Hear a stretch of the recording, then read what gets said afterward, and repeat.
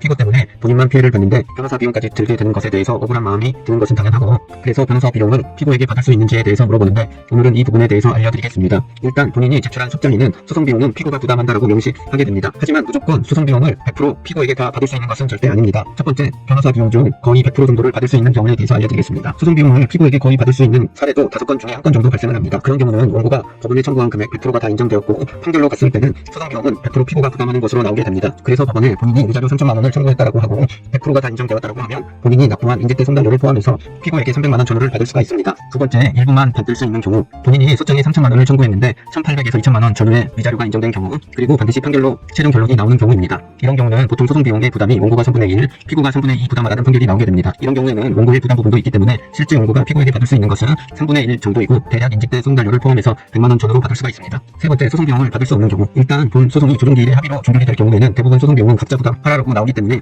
이런 경우는 피고에게 받을 수가 없습니다. 그리고 위자료를 3천만 원을 청구했는데 1,500만 원이 인정된 경우에 판결을 보면 소송 비용은 원고가 2분의 1, 피고가 2분의 1 부담하라고 나오기 때문에 각자 부담을 해야 합니다. 네 번째, 오히려 원고가 소송 비용을 부담해야 하는 경우, 원고가 피고에게 소송을 부담해야 하는 경우도 있습니다. 일단 소송을 했는데 원고가 패소를 하는 경우에는 원고가 피고에게 소송 비용을 100%에 가까운 금액을 지급해야 하는데 이때 인정된 금액이 대략 한 290만 원 전후가 됩니다. 그리고 원고가 3천만 원의 위자료를 청구했는데 1,500만 원 이하의 위자료가 인정되는 경우, 보통 소송 비용의 부담은 원고가 3분의 1, 피고가 3분의 1을 부담해야 하는데 이런 경우 원고는 피고에게 90만 원 전후의 금액을 부담해야 합니다. 물론 소송 비용은 양 당사자 모두 변호사를 선임했을 때 위와 같은 것이 적용이 됩니다. 그리고 주의해야 할 것은 소송 비용은 판사님의 직권으로 결정할 수가 있기 때문에 예상과 다르게 나오는 경우도 종종 발생합니다. 그렇게 나왔다 하더라도 소송 비용의 경우 그 사유로는 항소가 되지 않는다는 점 꼭 참고하시길 바랍니다.